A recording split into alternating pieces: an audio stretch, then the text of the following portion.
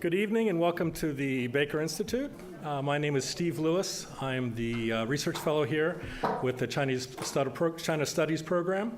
And I'd like to welcome everybody to come to, I believe it's our sixth session of Politics of Reform in China, drawing upon some of Texas' finest sinologists. I won't go into a lot of detail because it's all in the program, so I could save us all some time. So please refer to the program for the biographies and the accomplishments of our speakers.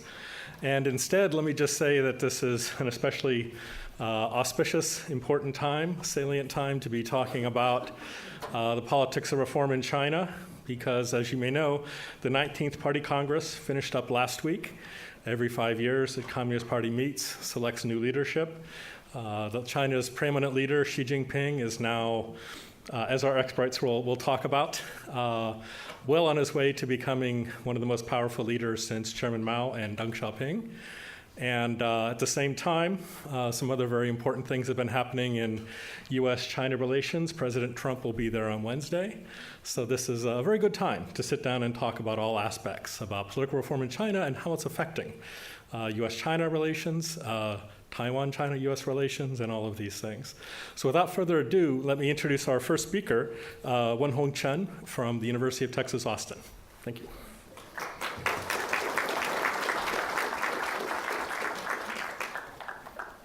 Thank you, Steve. Good afternoon.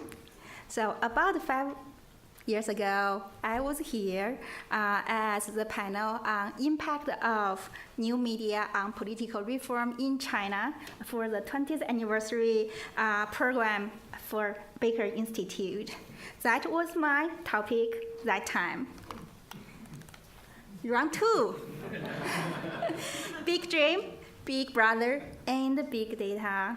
The weather outside is so nice, so I will try to make this as entertaining as possible. Okay, basically I'm talking about two things. First, what happened in the last 5 years, and the nature, structure, and future of this dynamic between Big Brother, Big Dream, and big data. This was the slide I used to open 5 years ago. That was in spring, April Fool's Day, and in China's Weibo, people were celebrating great news. Finally, we don't need to use VPN to get on Facebook. So what happened in the last 5 years? As you can see, Mark Zuckerberg is still trying very hard, including jogging on Tiananmen Square, asking President Xi to name his firstborn daughter without success. And he was in Beijing last week in a meeting hosted by President Xi. And what did President Xi say? Deal or no deal, friendship prevails. 5 years ago, 2012, there were about 560 million internet users in China. As of 2008, China already becomes the country with the largest number of internet users. Now, what happened after 5 years? Okay. As of July 2017, there are 750 million internet users in China. 96% of them access the internet through mobile phones. China is also the largest e-commerce market, larger than the e-commerce market in the US and in EU combined. And China is also the market with the largest app store spend, and it estimated by 2020, 1/3 of the global market spent in app stores would happen in the Chinese market. We are talking about the big data. China is already the largest market of big data. Again, estimated by 2020, 20% of global big data industry would be in China. Okay. I wonder whether you have paid attention last August to the news that the 5 biggest companies in terms of market evaluation become all tech companies. I imagine it's big news in Houston, right? Because it used to be big oil, big banks, and now, starting from 2017, we'll come to our tech overlords. And if you pay close attention to the top 10 firms, the largest by market evaluation, you see the top 5 are US, or actually global tech companies. Apple, Alphabet, the parent firm of Google, Microsoft, Amazon, Facebook. Berkshire Hathaway, I think you know which company this is. And then, how many of you have heard Alibaba? Yeah. And then, followed by Tencent. It's a big company, a big tech company in China and also in the world. I'm going to talk about these 2 companies more in the next few slides. Okay, as Steve just introduced, coming out of the 19th Party Congress, President Xi has become the paramount leader of the Communist Party as well as in China. He is elevated to Mao's status. In terms of interpersonal, you can see the ruling organ of the Communist Party, the Politburo, 15 members out of the 25 members had very close interpersonal relationship with President Xi, either in terms of co-work relationship, schoolmate, friends from the young age, and institutionally, you can see there are no heir apparent appointed. This is a significant departure from informal institutions since the last 15 years. And actually, the first Politburo meeting of the 19th Central Committee of the Communist Party called for focusing on General Secretary Xi as the well-deserved leader of the party, supported by the entire party and loved by the people. So throughout the history of the Communist Party, there were actually only 2 leaders ever reached this status. Chairman Mao Zedong in 1945, and then Deng Xiaoping, the last paramount leader in 1997. And most importantly, Xi Jinping thought, or more specifically, Xi Jinping thought on socialism with Chinese characteristics for a new era is enshrined in the party constitution, considered as the guide to action for the entire party and the Chinese people to strive for the great rejuvenization of the Chinese nation. And under the guidance of Xi thought, the Communist Party of China has led the Chinese people of all ethnic groups in a concerted effort to carry out a great struggle, develop a great project, advance a great cause, and realize a great dream. You may ask, what are all these grades about? What struggle they are talking about? I'm sorry, I teach on Monday, and I said, I'm on class for my students, but I'm not going. Yeah, 4:15 should be the time I finish my undergraduate teaching. And today I have a guest speaker at UT Austin, yeah, standing in for me. But I totally forgot to turn that off. Okay, yeah. Great timing, right? What is great product, course, and great dream about? 2017, President Xi visited the Chinese Academy of Science, and he made a bold statement during his visit. Those who control data controls power. So in the last 5 years, China has made big data a national top strategy. And if we look at big data, it's both a growing entrepreneurial innovative space. It's also an important tool for political surveillance and control. And if we examine the big data space in China, we can see there are several different types of actors, with the party state as the very central of this ecosystem.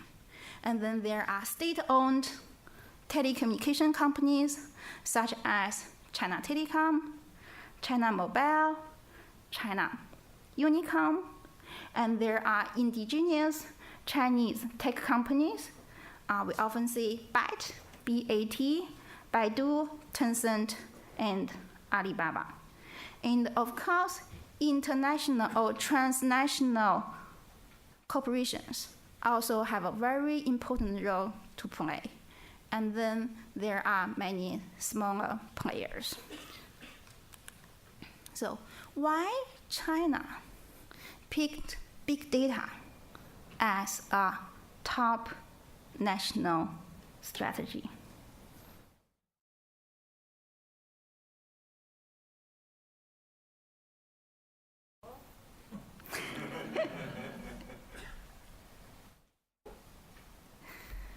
If we boil down the many reasons, there are two.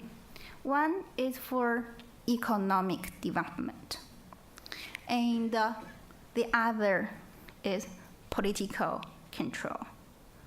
So China has picked big data as a potential area to develop national competitive advantage.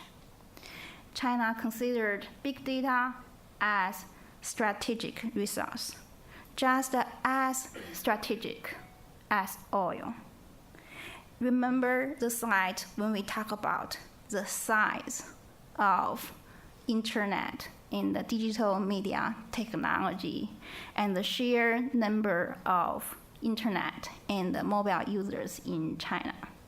So with this sheer number of users, China has the largest amount of user data.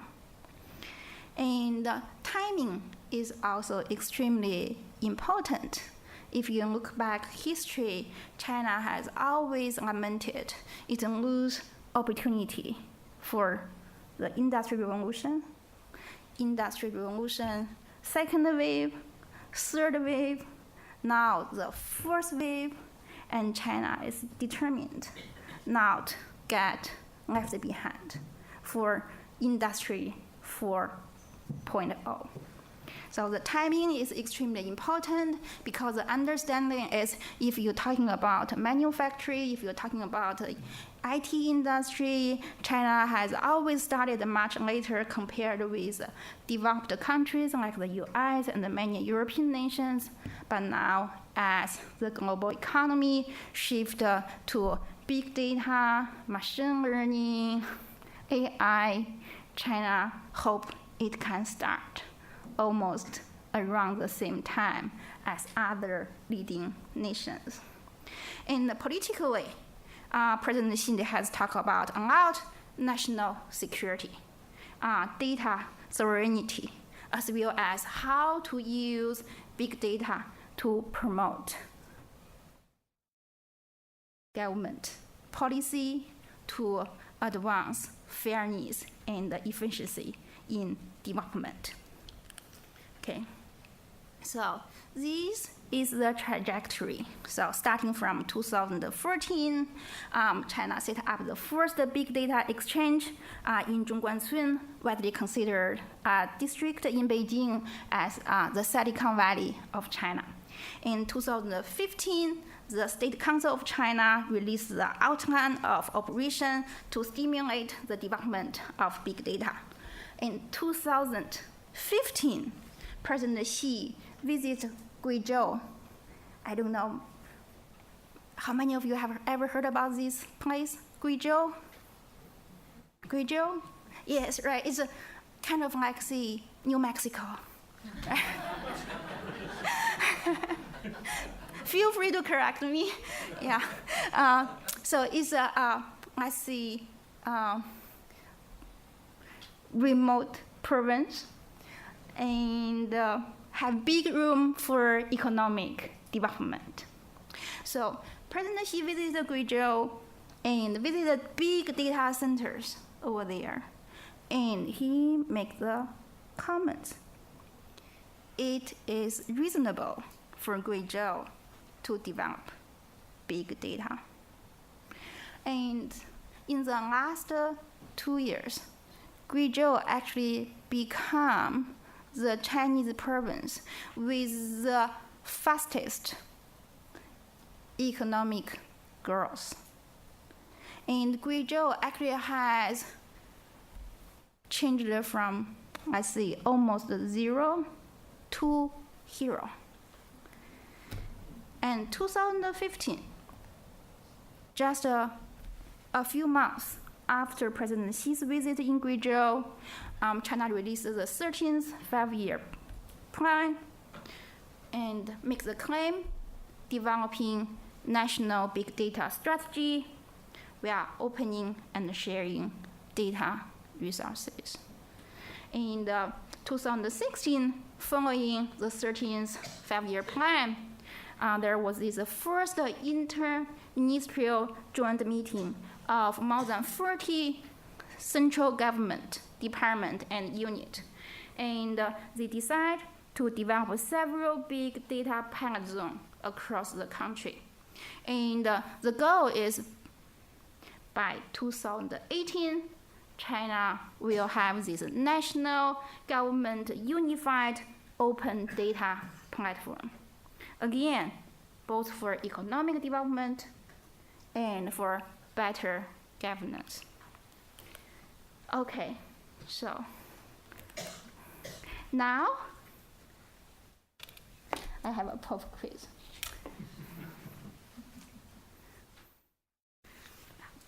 This gentleman here, President Xi, right, visiting the big data center at Guizhou.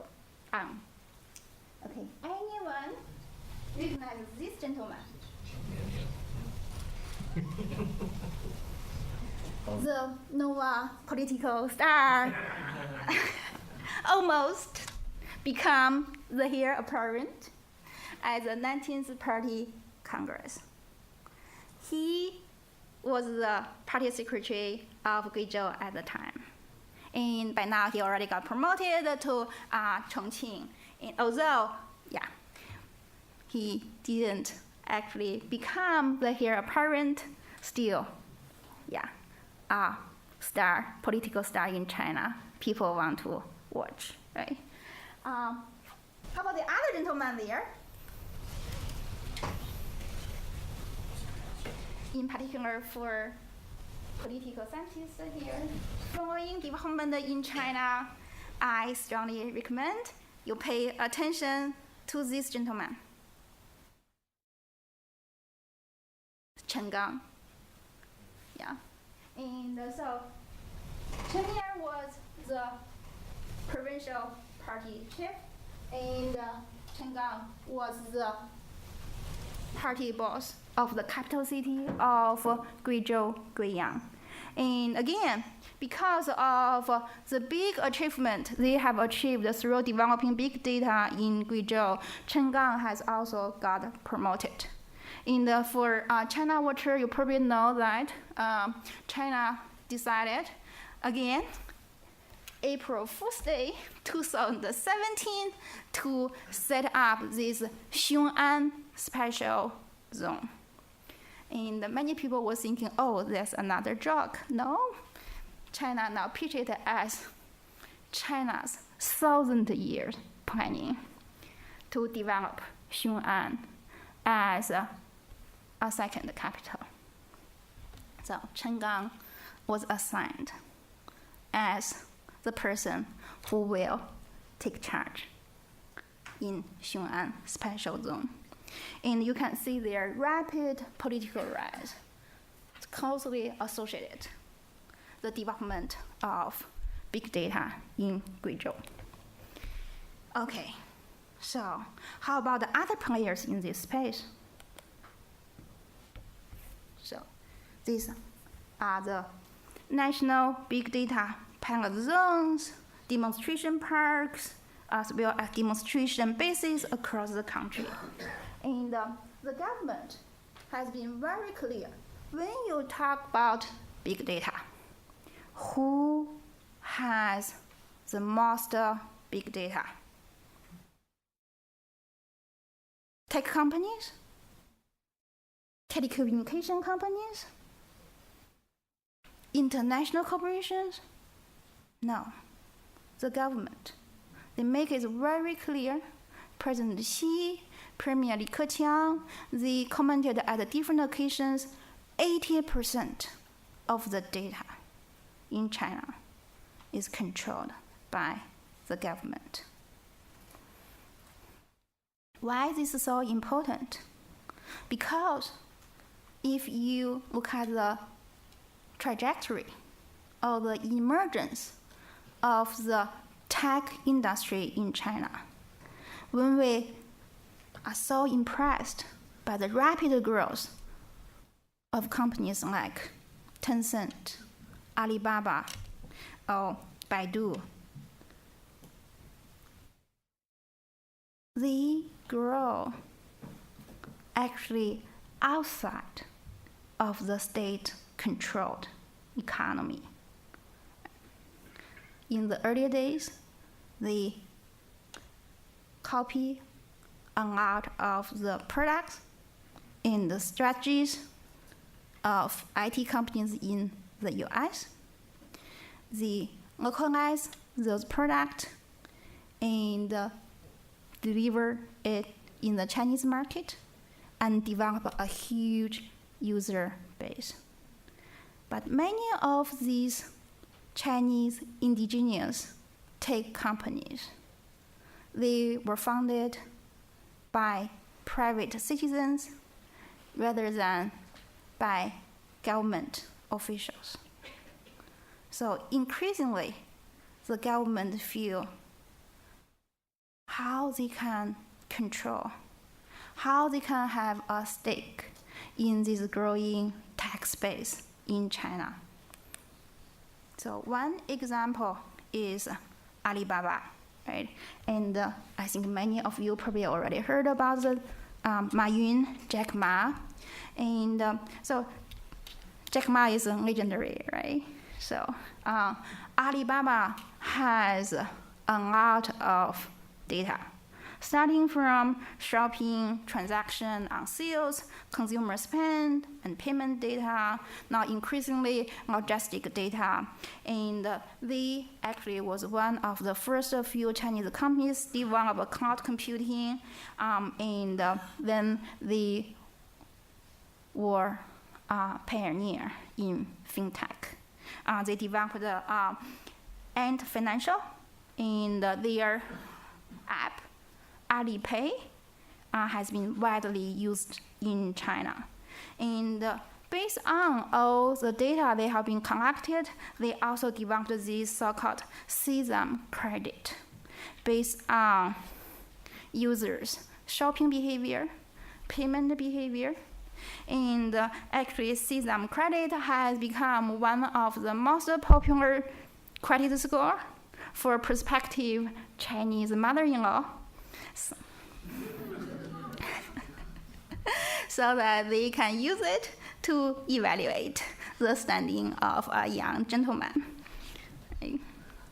So, given all these data, Alibaba has also developed a lot of applications to target customer, to predict a trend, and not just for consumption trend, but also for culture trend.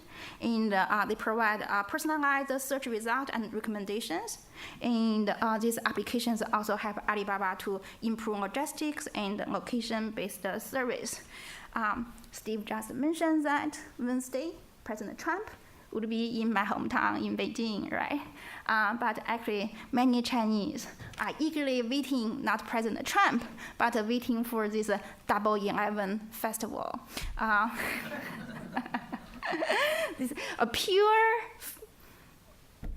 pure artificial festival designed by Alibaba to persuade the Chinese to shop. Okay, so, and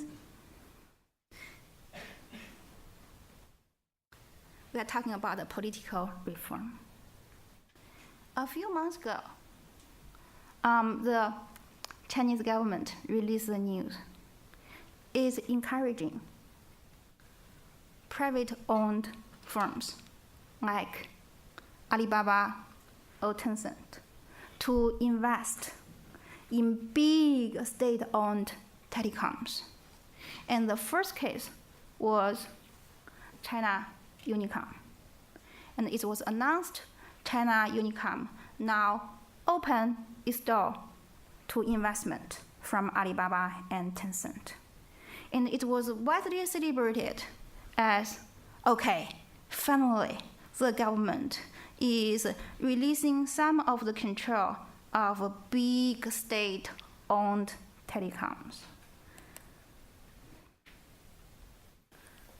Last week, just after the 19th Party Congress, it's announced that the government is actually also looking for tighter control of indigenous private-owned tech companies. The idea has been floated since a while, actually since the summer 2016, but now it's become real. The national government is seeking for 1% government management stake in BAT. Quote from a Tencent executive: "This is the thing that keeps Pony Ma, the founder of Tencent. This is the thing that keeps Pony up at night. Why? Because these companies, they are already extremely big. Remember, by market valuation, Tencent is the 7th largest in the world. 1% government management stake translated into $4 billion. But I don't think Pony Ma can get around with that, because again, the government is at the very center of the tech industry, in particular the big data industry. And of course, another important player in this space is the global player, transnational corporations. So, who is that gentleman there? From Texas, Austin, Michael Dell, right? Michael Dell was giving a talk in Guizhou at the Big Data Expo. And for Dell and other major global tech players, it's becoming increasingly clear they have to cooperate with the Chinese government. Oftentimes, they have to develop a China strategy, as Dell pointed out, this Dell strategy for China, in China, for China. First of all, they have to have all their servers located in China to handle Chinese data. And second, they often have to find a Chinese partner, and preferably a state-owned company, to work on the big data industry in China. Okay, so I want to spend a couple of minutes talking about this social credit score. So many of you probably have watched Black Mirror, and now the episode Nosedive become really infamous, right?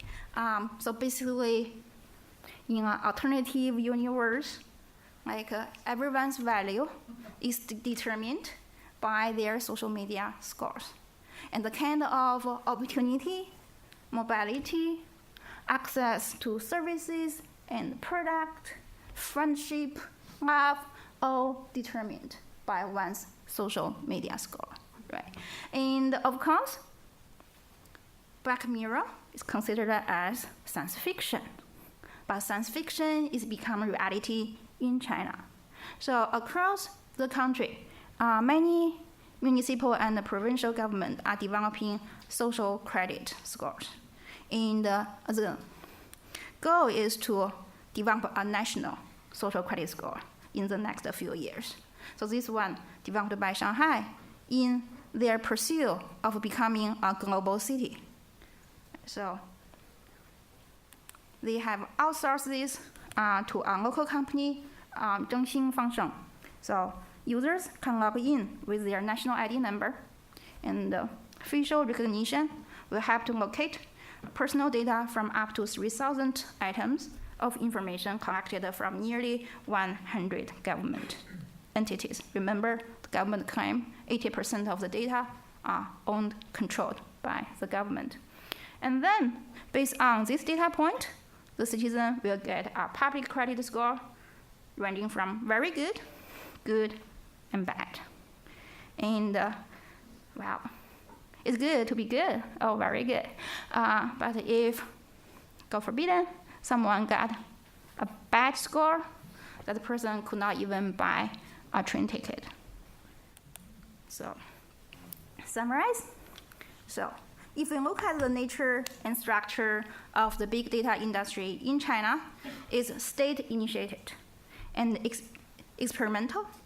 Although there are many different big data zones, labs already set up across the country, but how to develop it is still not very clear. Right now, the strategy is just collect all the data, and let's see what happens in the future. So how this national strategy of developing a big data industry, but also a big data regime, going to affect the political reform and the future of China, again, is not very clear. So is the big brother going to use big data to achieve this big dream of rejuvenation of China? Or the big data will actually change big brother to achieve this big dream for greater social justice in the development in China. So there are still many things open, but one thing is very clear. the party state. Make it very clear, party primacy in every word. So in one last point, we've been talking about the Chinese dream, right? And the Chinese dream is kind of inward-looking, how to develop the economy in China.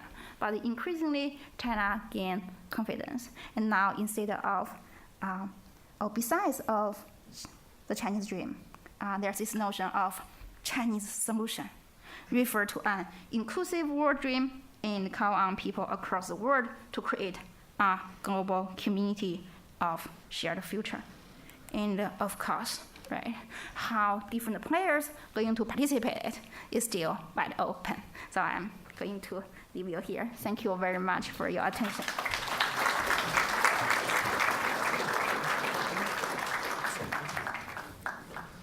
Okay, thank you very much. Very, very informative. Now I know when I go to China and you're not allowed to use cash anymore, you have to use WeChat on your phone. Now I know where all the data is going. So, our next speaker is Dr. Carrie Leo Currier from Texas Christian University.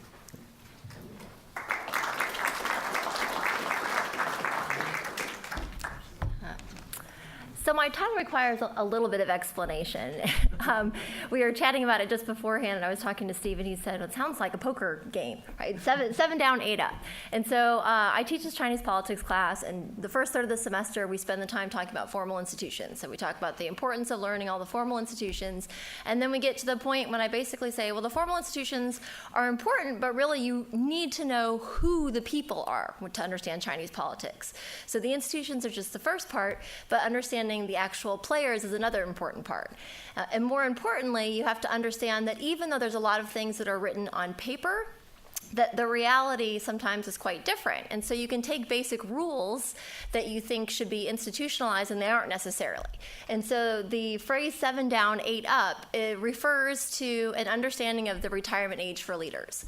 So 67 generally is the age that you can stay on for another round. And 68 is the age that basically you're retiring. It's not a formal rule, but it's a general sense of 7 down, 8 up. And so I think it's a very appropriate way for understanding Chinese politics, because you have to blend together these different kind of components. Today I'm going to talk a little bit about gender issues. So my areas of research generally focus on issues related to gender, entrepreneurship, and arms control, which is a very strange combination of items. But today I was going to focus a little bit more on gender issues. And so when we look at sort of out with the old and in with the new, I thought I'd first contextualize some aspects about understanding gender and politics. It's interesting to look at in the Chinese context for a variety of reasons. One, there's been a lot of focus on understanding gender issues and women's representation across countries all around the world. And so it's an important area of inquiry. But then it also presents interesting challenges in the Chinese context. So I thought I'd talk a little bit about sort of contextualizing it in the academic literature. I promise I won't bore you and be short on that part. And then look at representation issues, and then briefly look at issues impacting advancement. And then I'll talk a little bit about the economy and entrepreneurship, but I could save that more for a question and answer session. So if we look at the position of women versus the power of gender, generally within the feminist literature, there's an understanding when you study women, you look at two things. You want to know where women are located and why. So the position of women is literally looking at where they are physically located within political institutions or within society, and then understanding why they're there gets us a better understanding both of where we are as well as where it is that we're going. And so you put those two things together and it gives you a more holistic picture. So if we look at the position of women and power of gender in a Chinese context, technically the study of women in politics would be a pretty short field of inquiry. If we look at the key female politicians, or women in politics, I should say, probably the most famous would be Jiang Qing, who is Mao's wife. And then there's a large gap between anybody of significant importance. Of course, Jiang Qing's political career ended pretty much with Mao, and then leading, of course, to her arrest and with the Gang of Four.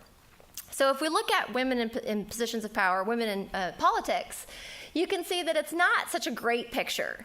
So I put up here a variety of statistics to give you a sense of where we are now.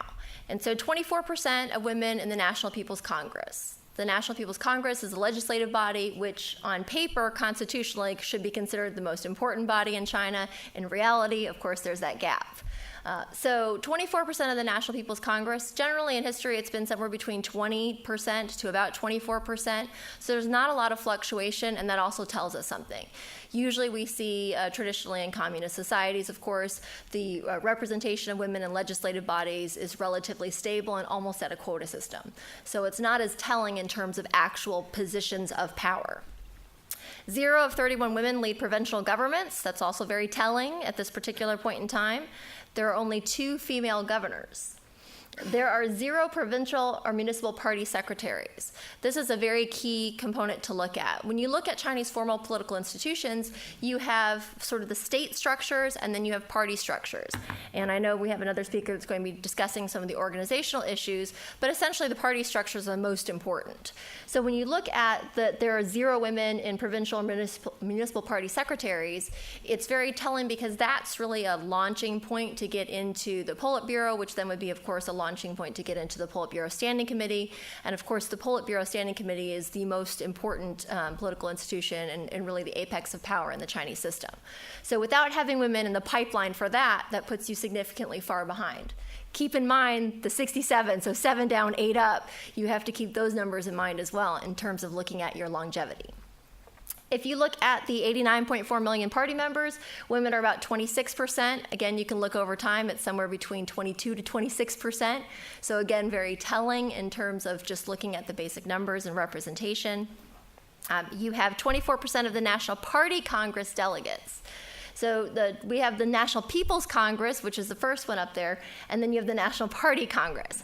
They are different bodies, but have the same representation. So again, you're seeing very similar patterns here in terms of percentages.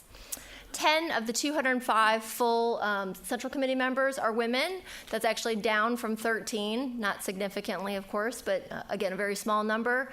And you have 1 female Politburo member, and you have 0 women currently or ever having served on the Politburo Standing Committee.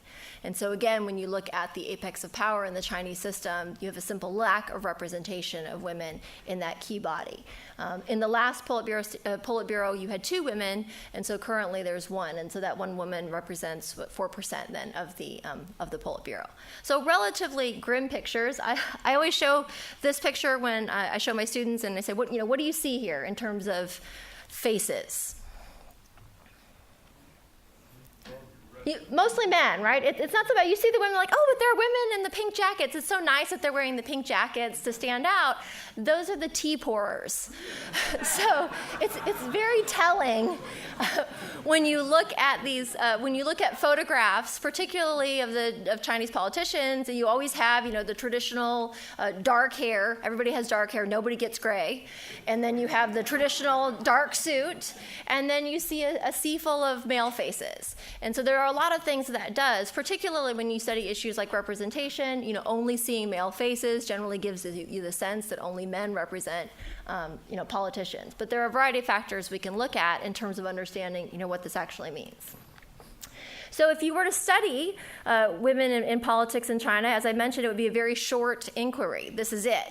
So you could look at Wu Yi, who was in the Politburo in 2003, right? 2003 to 2009, 3, 4, 5, 6. So she was for a very short period of time. She was known as the Iron Lady. She was unmarried. I'll come back to this later because it is relevant. She was unmarried. She was known for helping China negotiate the trade deal to get into the World Trade Organization. And she also was in charge of in the area of health when the SARS crisis broke out. And so she served in a very visible and prominent role, and probably the only female politician that many people would recognize other than Jiang Qing from before. Currently, the one woman that we have in the Politburo is Sun Chunlan, and she has served in the province of Fujian, and she also recently served in the party administration for Tianjin. She's the first woman ever to have served in the party capacity at the municipal level. And so again, not a long history of women in politics, but there are also some other telling parts that are important. And so as our previous speaker mentioned, one of the things that you have are connections connections as well. She went to Tsinghua University. She has, faint connections to Xi Jinping, and so you do have elements of, knowing the right people or having the right pieces that help you get into politics. That's also very important. So looking at sort of the history of women in politics, this basically would be the end of my talk, and looking at where women are now. But if we don't ask why that's the case, then we miss part of the picture, and it doesn't give us enough of a sense of where we go from here or what the future might hold for women in politics. And so if you look at the various issues that impact women's political advancement, one of the things to keep in mind are retirement age differences. And so to reach the highest levels of the party, you do have to serve an amount of time. You don't find some 30-year-olds up there at the top levels. You put your time in, you serve in the right locations. It takes a while to make your way up the ranks.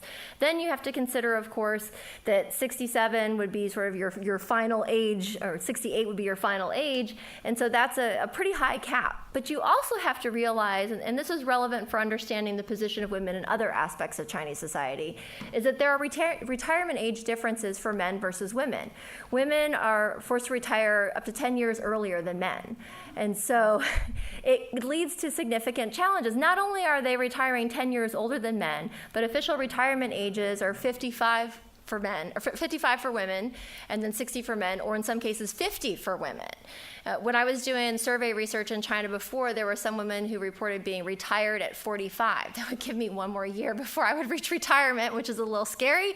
But when you think about the challenges of retirement, not only are women retiring 10 years earlier, but Chinese people are also living longer. This is going to have impacts when we look at the economy a little bit later. So when you figure that you're retiring at 50, right? Think about where you all are in your own individual age range, what that would have meant, and that you're going to live, at least life expectancy now in China is estimated at 75.9, so 76 years of age.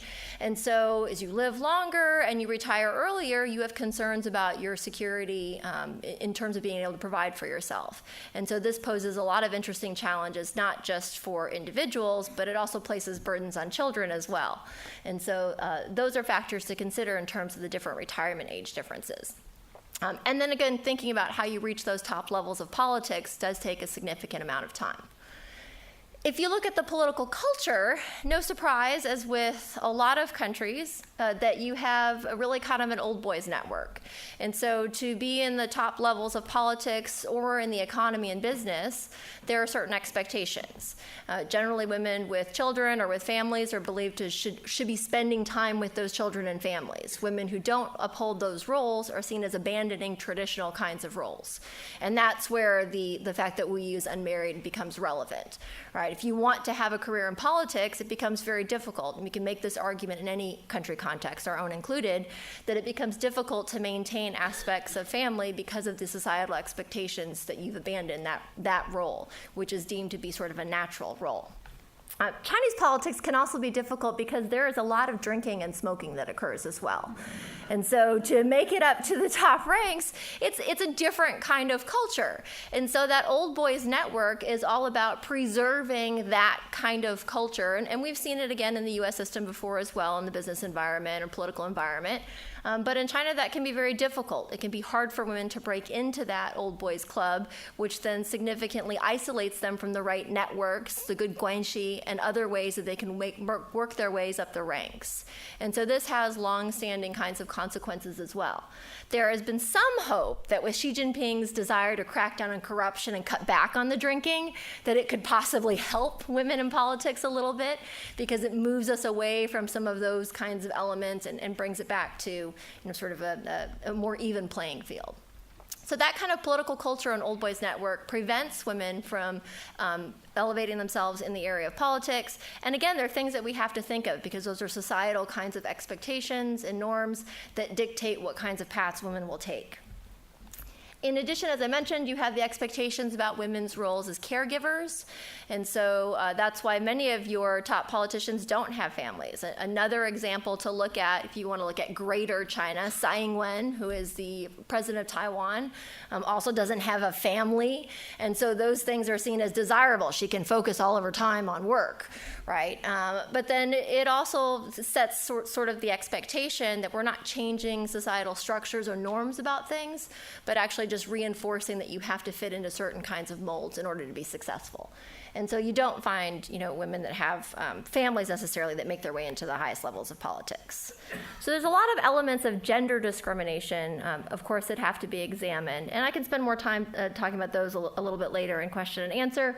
The photograph here, I think, is also quite telling. In China, for a while, you used to be able to, advertise for jobs and say, I'm looking for, an administrative assistant who's 5'2", 100 pounds, and, typing skills optional, right? Those are the things that you could ask for. So if you look at the picture over here, the picture is of women who are applying to be hostesses for the Beijing Olympics.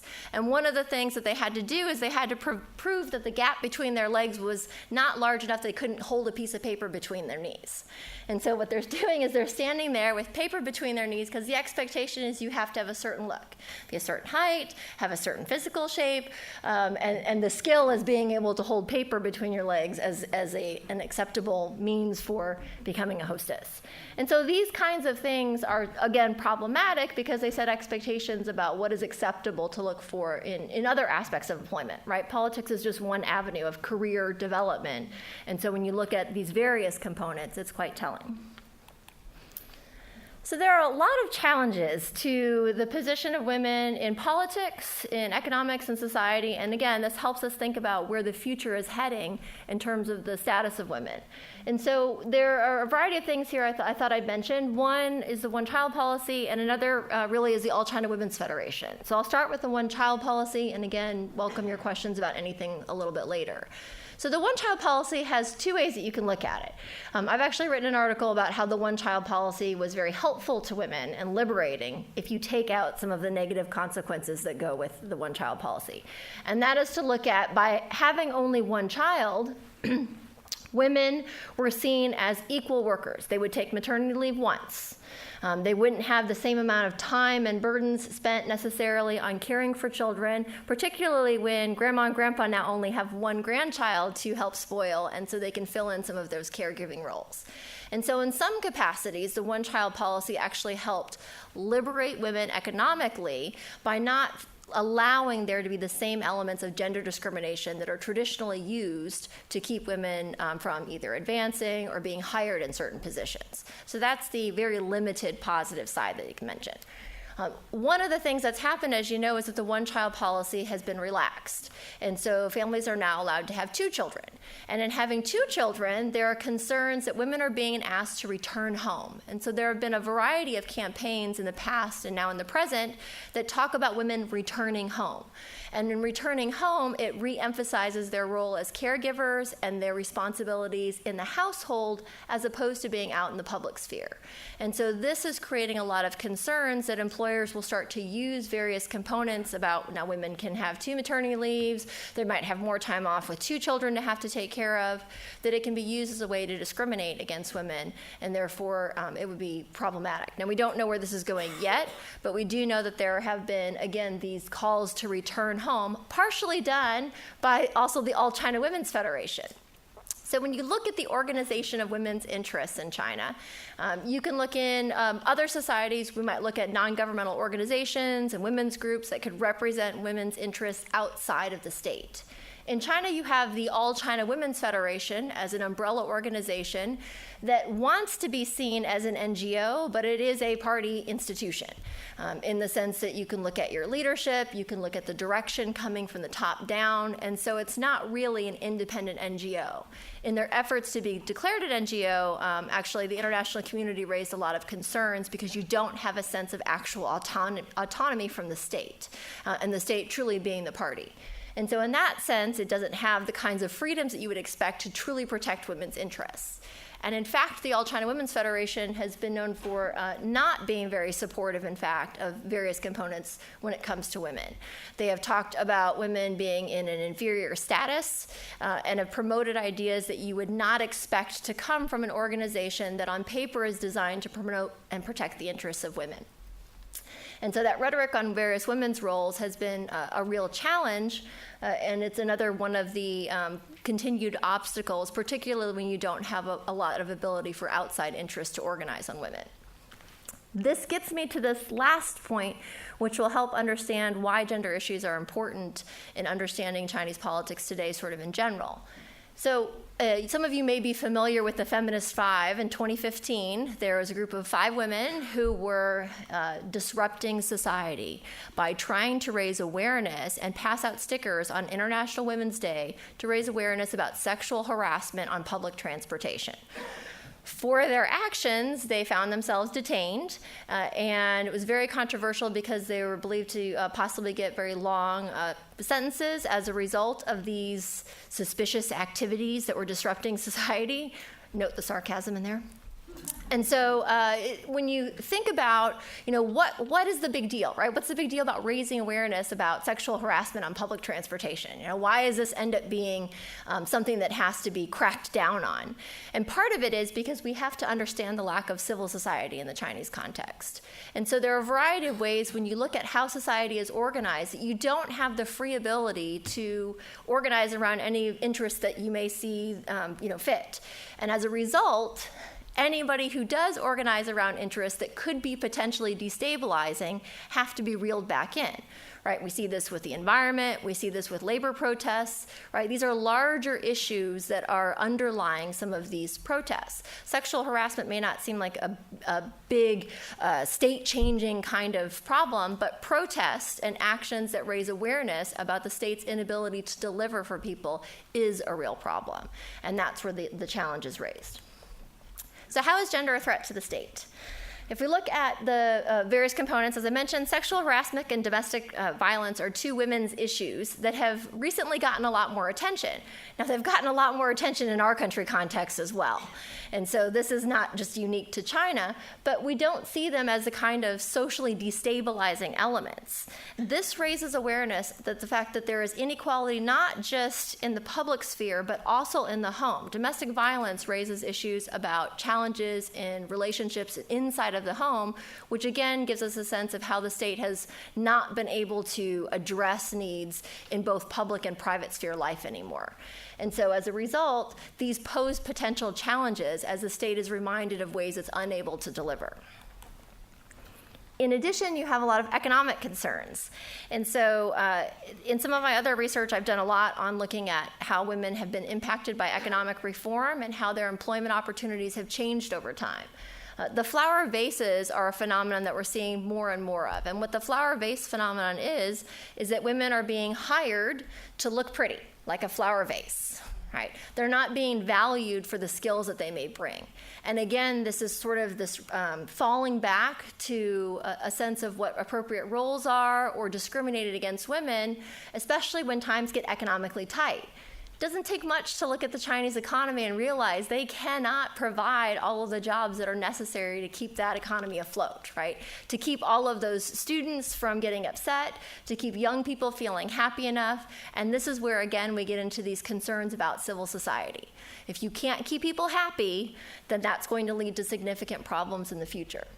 And so women have seen their employment opportunities change quite tremendously. The service sector has expanded, which is not the most profitable sector. As our last speaker mentioned, it's the tech industries, it's more of the tech entrepreneurship that we're seeing a lot more emphasis on. You can look at the tech industries in every country context and realize that it tends to be very male-dominated. And so again, you have concerns about women losing ground economically. So there's an erosion, actually, of entrepreneurship for women, not an erosion of entrepreneurship in China, but specifically for women.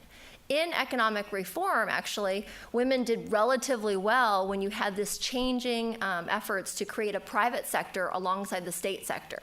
They were the last ones hired, they were the first ones fired, they were pushed into what was the untested private sphere, private being the market-based sector.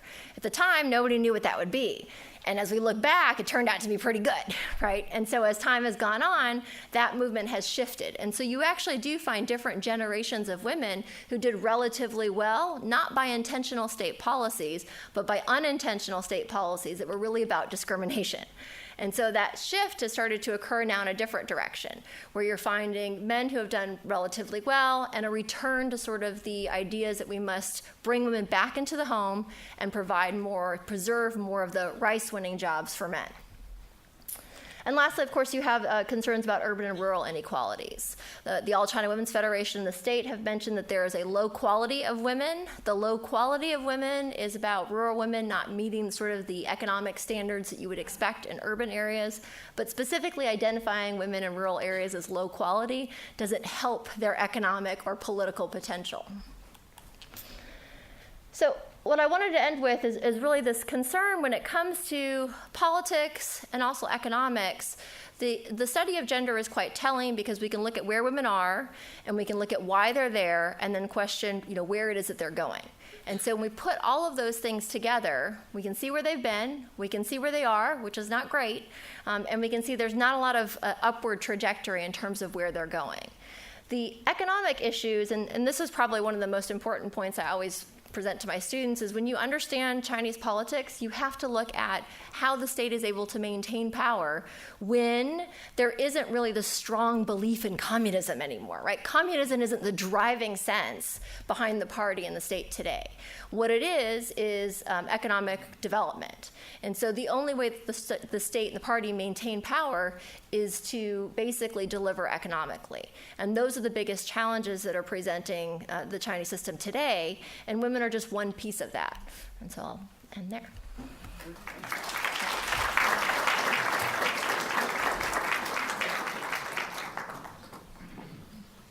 Very, very informative. So our next speaker will be Dr. Hans Stockton from University of St. Thomas.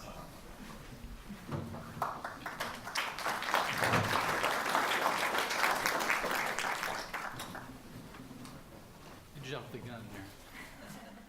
Well, good afternoon, ladies and gentlemen. It's a pleasure to be here. Dr. Lewis, thank you, as always, for the invitation. So you'll have to excuse me. I'm about 13 hours time jet lagged. And came home to two very angry daughters for being gone all last week. So as I looked through my presentation, there's a big link right in the middle of it right there. But anyway, as I looked through my presentation after I emailed it to Steve this afternoon, I realized that it's kind of a gloomy presentation. And I really didn't mean to set out to be a big rain cloud. But I do think that what we'll talk about here over the next couple of minutes is an important call to action with regard to a very important issue that affects both China, the United States, vis-a-vis Taiwan. So, Xi Jinping's new era in China's strategic vision. What I'll do is I'll start at 40,000 feet, talk a little bit about what we've learned about President Xi's strategic vision, and then kind of work our way down the narrative to how that relates to Taiwan, and then how that relates to the United States and our role in East Asia. So, let's see. Nothing is happening, Steve. I'm now also incapable of working a PowerPoint. Let's see, multiple times. I'm going to go with the keyboard. There we go. How about that? Nope. I think I'm locked up here, Steve. Oh, there we go. There we go. Okay, very good, very good. Something happened. Very good. So very quickly, quick overview on the People's Republic of China power and power projection. Everybody knows that China is becoming a global strategic power, and of course President Xi has so much as told us that's certainly in the cards in the near future.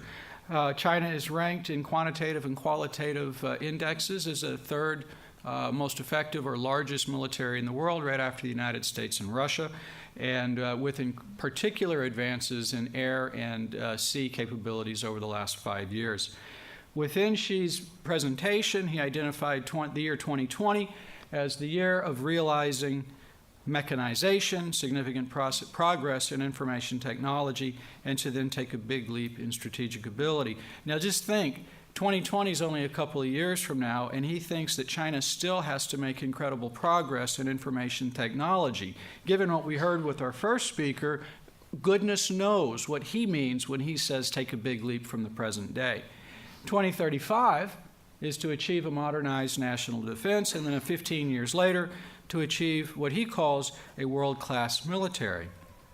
Now, with regard to regional power projection, we've seen quite a bit of that with China's base buildings in the South and East China Sea and development of what's known as A2AD, or anti-access area denial capability in that part of the world.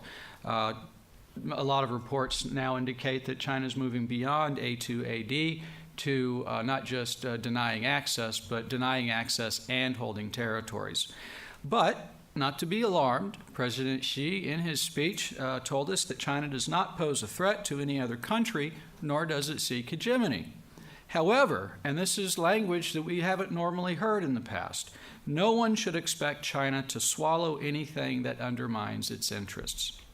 So, lest we forget what the industrial military capabilities of China are these days, this is Fiery Cross Reef in 2009 in the Spratly Islands. This is the same island in 2015 with some tender mercies. This is Subi Reef in 2012, also in the Spratly Island chain, and this is Subi Reef now in 2016.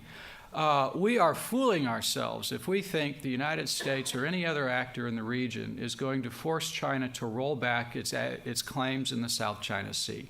It is simply not going to happen, barring something incredible. So, Xi Jinping's new era. After decades of tireless struggle, China stands tall and firm in the East as a regional power, but also has become a mighty force that can take on global leadership. A new era will be one that sees China moving closer to center stage and making greater contributions to mankind. And of course, this marks the official death of whatever was left of Deng Xiaoping's 24-character strategy, in which China would bide its time, wouldn't show its strengths, and never take center stage. That is officially dead. And of course, for Xi Jinping, national rejuvenation is a term we see repeatedly in his comments, and this is at the heart of the Chinese dream.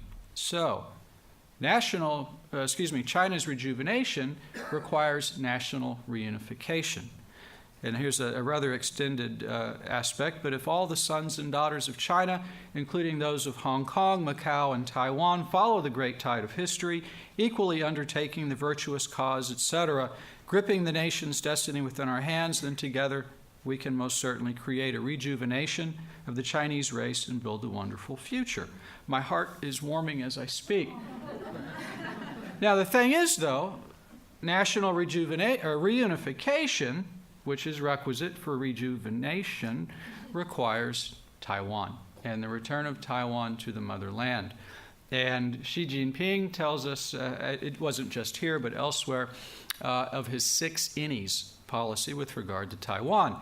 We will never, and count as we go, just to make sure we got the numbers right, we will never allow anyone, any organization, or any political party at any time or in any form to separate any part of Chinese territory from China.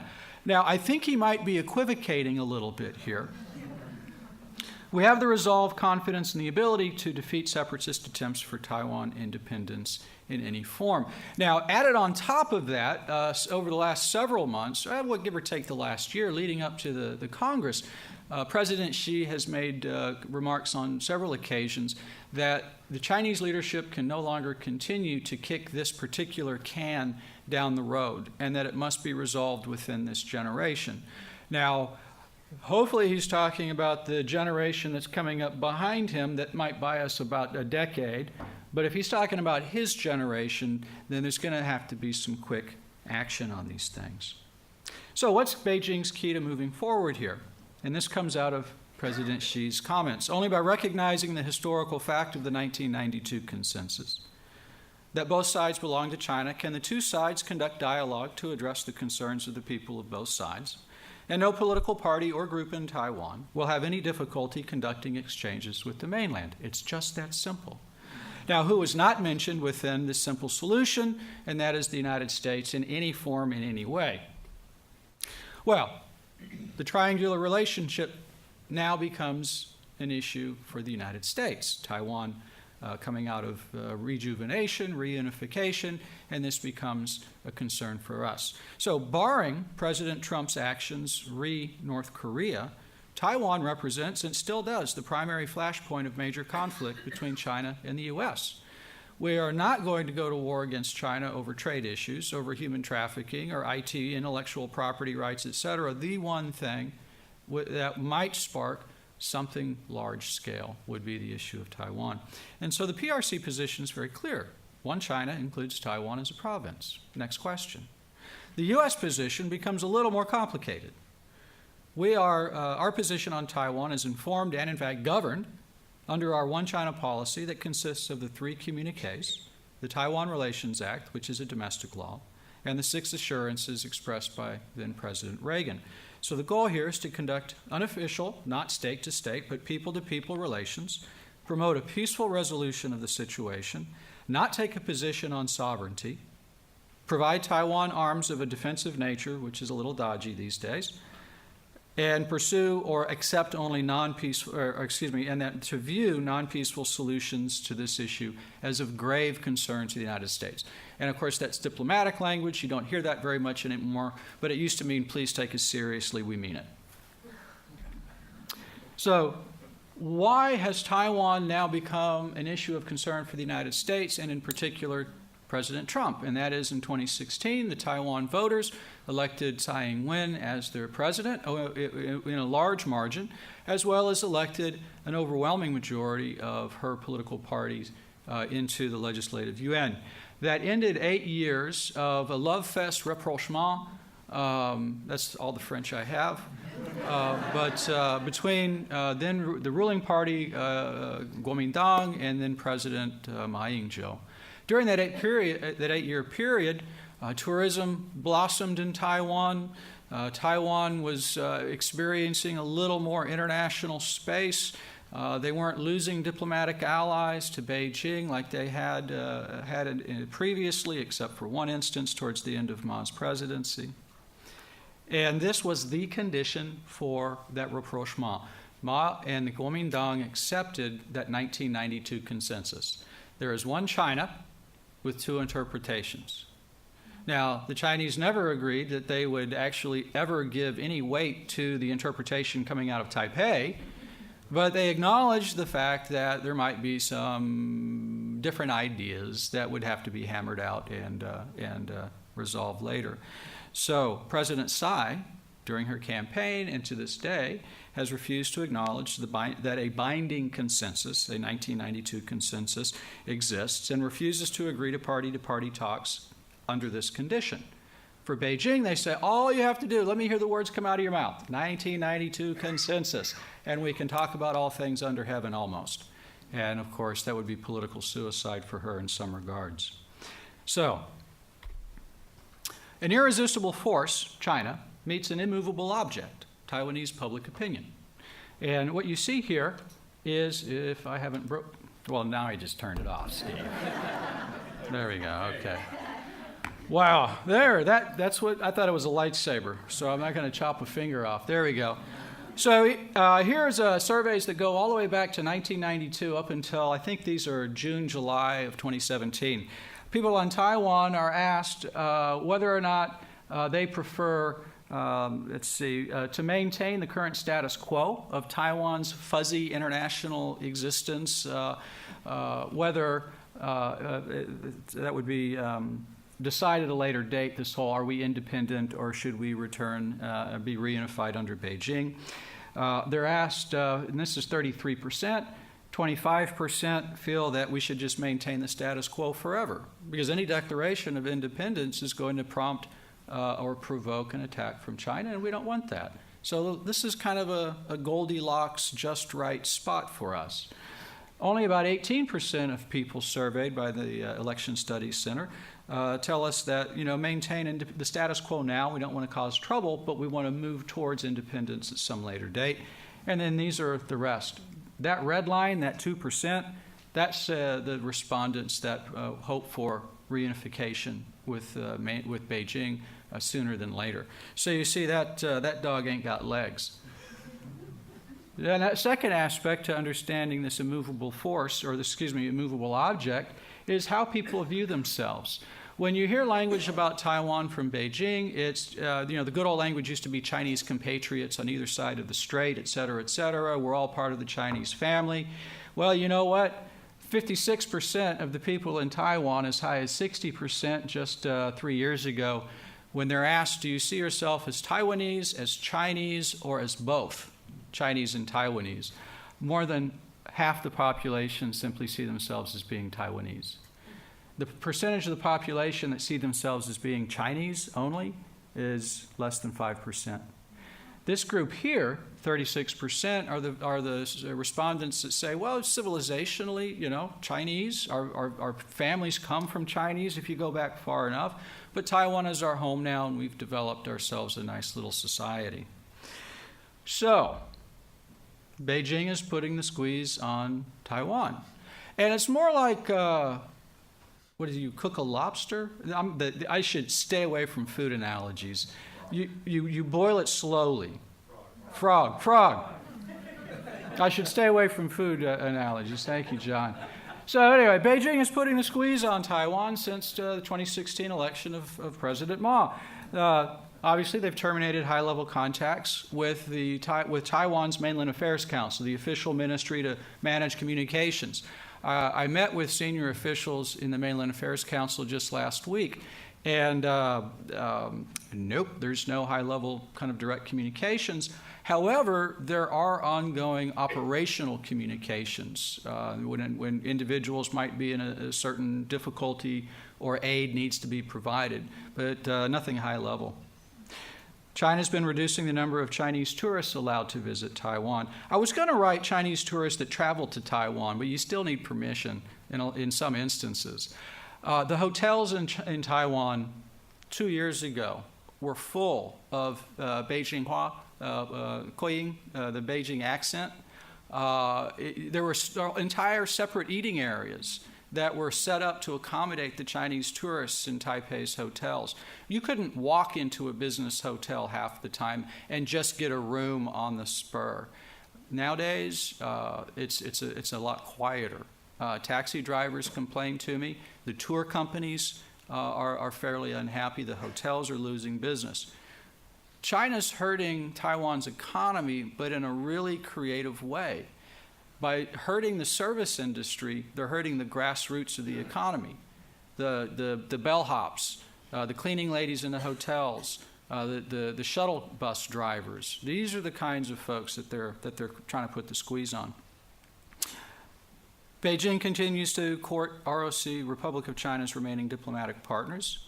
Sao Tome and Panama were lost just recently. Barring Taiwan from participation in international organizations as observers, such as the World Health Assembly and the ICAO, Aeronautics Aviation Organization. Taiwan was allowed to participate during that period of time of Ma Ying-jeou's presidency when they had accepted the 92 consensus. That's off the table now. And of course, some fairly aggressive and interesting military maneuvers. So, the U.S. comes in. It seems like the pressure's building. We are Taiwan's only security guarantor, despite the unofficial nature of our relationship. If things go south, guess who gets a phone call? Now, looking at the Trump administration position on Taiwan is really kind of difficult. First off, President-elect Trump in December of 2016 takes the phone call from Taiwan's president, the first time that there's been such a public direct conversation between the American president-elect and the leader on Taiwan. This was followed shortly thereafter by Trump, casting doubt as to the American commitment to our longstanding one China policy, saying all things are negotiable, and can I use all hell is breaking? Is that going? All hell is breaking loose, it seems. Okay. Well, then President Trump agrees with President Xi's request prior to their first phone conversation that President Trump re-acknowledge the longstanding U.S. one China policy in order for Mr. Xi to not be in the shower shampooing his hair when Mr. Trump calls. I paraphrase. And, of course, President Trump reaffirms the longstanding American position on the one China situation. And, of course, just not that much longer, later in June, President Trump gleefully informs Congress of it's actually $1.28 billion arms sale that he notifies Congress about. And, by the way, almost all of which goes to Raytheon, a single corporation, and its subsidiaries. Now, in the midst of this kind of pendular chaos, you have the American Congress, which is taking up the slack at every possible turn. Of greatest significance, you guys probably knew about this already, is that not just the House, because the House can do all sorts of crazy stuff because they think the Senate, as the kind of deliberative body, will crush crazy ideas. So the House is like, hey, let's try this.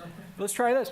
So the House put into amendments of the National Defense Authorization Act for this year 3 Taiwan-related amendments. One was to normalize arms sales to Taiwan, kind of making it go through a standard process that we go through with everybody. The second was to allow for U.S. Navy ships to make ports of call in Taiwan, in places like Kaohsiung in the south and Keelung in the north.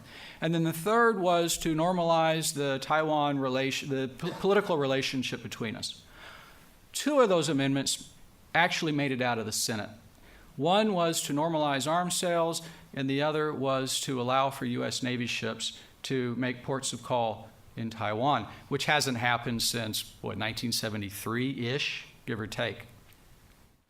There is the Taiwan Security Act, which is still making its way through the Senate. Taiwan Travel Act, which is making its way through the Senate, which would allow higher-level U.S. officials to travel to Taiwan and communicate directly with their counterparts in a government that the United States does not still recognize. So you have the unpredictability of Donald Trump with the kind of overzealous eagerness of the American Congress to improve the relationship. What am I doing on time there, Steve? Okay. So, and I don't want to be unfair, but I got to tell you, Xi Jinping rocks. I mean, it might have taken 4 hours, but that guy, there's not a lot of room for, what did he mean when he said?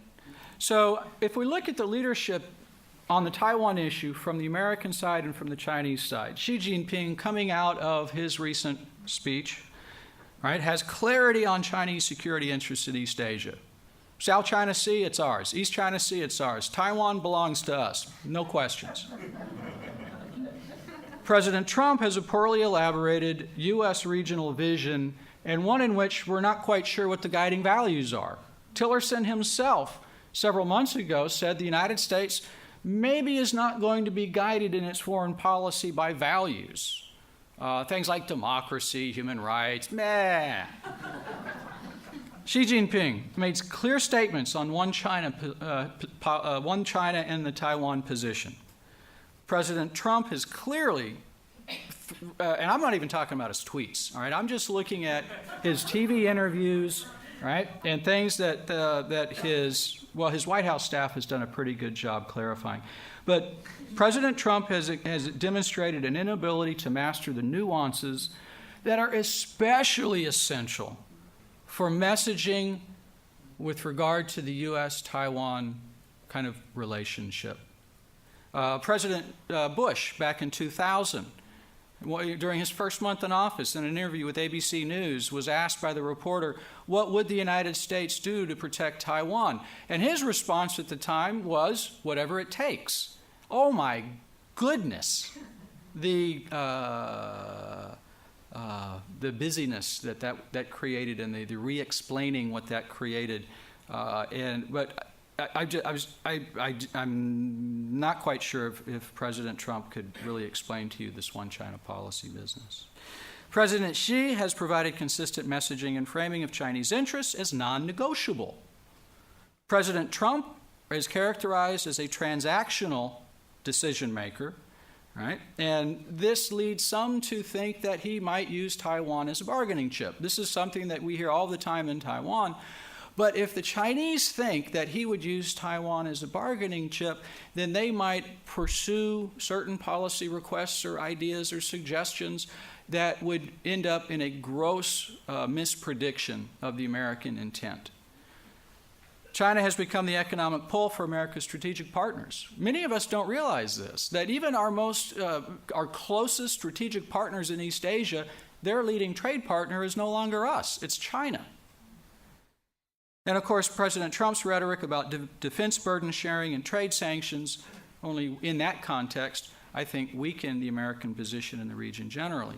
If you read President Trump's comments or discussion with Prime Minister Abe in Japan, you'll see a lot of this kind of come through the kinds of things that he is saying to Japan's Prime Minister. So Oh my goodness, what's to come? Well, there's a list of things. I don't see this getting any better. It's very clear. China will not back down on the Taiwan issue. And the United States, at least if you look at what Congress is doing and the kind of rhetoric that come out of our defense industry, the United States is not about to back down on our guarantorship over Taiwan and our commitment to Taiwan for a lot of other very important reasons, trade being, of course, one of them. But what's going to happen is Beijing will be increasing the pressure on Tsai Ing-wen in January, coming up in a couple months. They have local elections in Taiwan. If the KMT improves its stake in those elections, I think that China might back off a little bit to give the KMT space. If the DPP does better in those local elections, I could see at least one diplomatic ally being swiped within the next 3 months, increasing declines of tourism allowed into Taiwan, which will hurt the economy. And these things only then ratchet up the need for the United States to be ever more vigilant and diplomatically ready to manage the nuances of that discussion with Xi Jinping and some very well-educated people. Last point, Taiwan Affairs Bureau, which manages officially manages the relationship in the mainland, recently replaced most of its senior leadership, and most of those guys are actually very well-trained American specialists, not so much Taiwan specialists. So Beijing is going to look at its Taiwan policy more and more through the eyes of how to kind of get in there and separate that American commitment through folks that understand us best. Hey, wasn't that fun? Thank you very much. I appreciate it.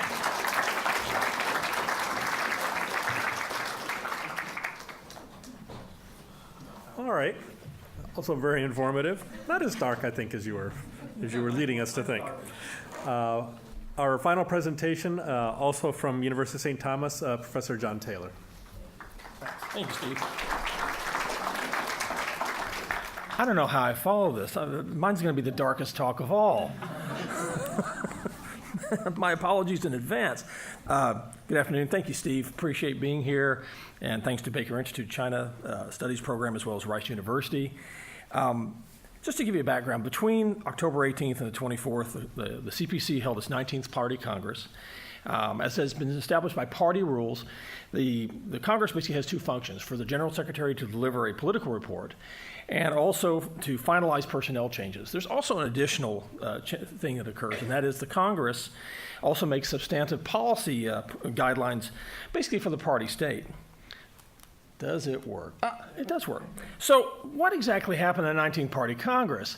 Simply put, in a nutshell, it was all about Xi Jinping. Xi Jinping solidified his grip on power in at least three fundamental ways: by being named in the party constitution, by promoting a sizable number of his allies to senior leadership positions in the Politburo and in the Standing Committee of the Politburo, and by retaining control over the anointment of a successor. Xi articulated and appears to be in a position to implement his vision of strengthening China by revitalizing the party in ways that his predecessors did not manage to accomplish. Xi underscored the notion of a resilient and globally attractive Chinese economy, and in a model specifically that involves clear party control over the economy with limited role for the market in addressing certain resource efficiencies and a major enduring role for the state sector. Xi also made it clear that his policy priorities are the party's priorities, period, and that the CPC will now tolerate slower growth over the long term in order to tackle the issues of pollution, deleveraging, housing, poverty, access to health care, education, and income equality. These were all signaled in advance months ago at various speeches that Xi gave, particularly at the 90th anniversary of the PLA, the anniversary of the founding of the party in July. It was fascinating how this was all telegraphed in advance. Xi also expressed that China will continue to pursue a more aggressive foreign policy, presenting itself as a role model, an alternative to the West, and a shaper of the global order. Xi and other senior leaders also stressed that China welcomes foreign investment and will not discriminate against foreign firms. Let's hold them to that. I'd like to briefly discuss three of the takeaways that I see from from the 19th Party Congress, the impact of Xi Jinping thought on the party moving forward, the continuing push for anti-corruption supervision and its enforcement, and finally the role that personnel changes within the Politburo may play in China's move to a more muscular, and that's the term I would definitely use, muscular foreign policy. So takeaway number one, Xi Jinping and Xi Jinping thought. Xi Jinping is now essentially the leader of the Communist Party of China for as long as he wants to be. This has implications on a host of areas in Chinese life, as the party will likely seek to gain more control of the Chinese economy and society for the foreseeable future. The Party Congress approved the addition of Xi Jinping thought on socialism with Chinese characteristics for the new era. By the way, you can buy this at souvenir shops. Taxi cab drivers all over Beijing are carrying these now.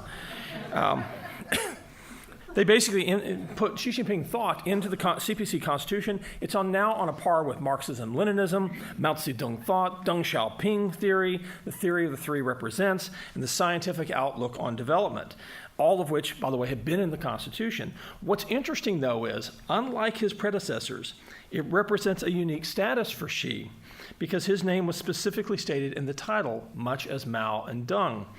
More importantly, the amendment to the Constitution took place when Xi was still in office. The only other person who had that happen was Mao Zedong. While Xi is commonly referred to as China's president, which is technically true, the most important title is, of course, General Secretary of the Communist Party. He holds over a dozen chairmanships of high-level committees, for which Australian sinologist Jeremy Barmay once dubbed him the chairman of everything back in 2014. And he's not off, by the way. Barmay's not off. At the Party Congress, in fact, Xi solidified his authority as the chairman of everything by achieving an entirely new level of prominence, by having his ideology enshrined in the party's constitution. What this means is important. It means that as long as Xi Jinping is alive, he will likely be the ultimate authority on Communist Party ideology in China, in office or out of office, much like Deng Xiaoping. While Xi shows no successor in waiting at the Congress, he also didn't break the informal retirement precedent Kerry mentioned about 7 up, 8 down, by basically not keeping Wang Qishan, who was on the standing committee and leader of the Central Commission on Discipline Inspection. But the lack of an informal successor in waiting creates tremendous lack of clarity about what will actually happen in 2022 when Xi's second term as General Secretary expires. The ultimate question is going to be, will Xi find a way to remain as General Secretary after 2022? And don't feel bad for Wang Qishan. He's good. He's not gone from Chinese political life. In fact, he recently authored a chapter in a book that was a state-published book by Xinhua Publishing that was on Xi's speeches, surprise, whose central thesis was, quote, upholding the Communist Party's leading role as paramount political principle for contemporary China, unquote. This mirrors a line that was actually in Xi's speech a couple of weeks ago, which is rather telling. Xi said, and I quote, the party, government, military, society, education, north, south, east, west. The party leads everything, unquote. Takeaway number 2. I said there's going to be a dark talk. I'm sorry. The anti-corruption campaign is here to stay. The anti-corruption campaign has been in place since Xi took over as General Secretary in November 2012 and will continue over the coming years. During his report to the Party Congress, Xi vowed that the fight against corruption would continue until there was a complete victory, and that corruption remains the biggest threat to the party, which means that the anti-corruption campaign will actually not only continue, it will likely accelerate, and will likely also focus on prevention and education. One major aspect of Xi's report to the Congress was, as we mentioned, was the integration of Xi Jinping thought. This is actually important in terms of party discipline, because Xi stressed party leadership in all work, bringing the party right back into the discourse through mobilization of ideology, cadres, and organization. He also stressed that only under the CPC's leadership can the Chinese dream of national rejuvenation and socialist modernization can be achieved. Xi's emphasis on party, sorry about that. We had to have the cute little graphic from CCTV, or now CGTN, I'm sorry.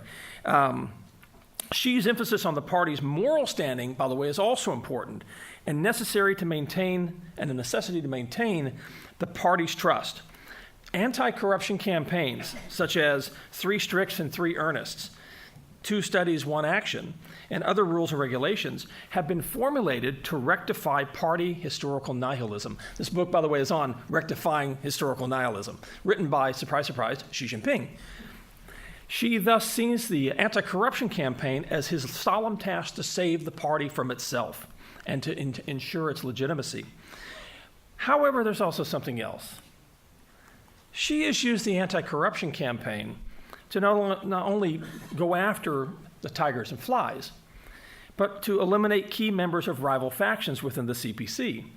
2 factions in particular, the Shanghai faction, led by former President Jiang Zemin, and the Youth League faction led by former President Hu Jintao. They're gone. They have been displaced. There is really now one faction, and the faction is the Xi Jinping faction.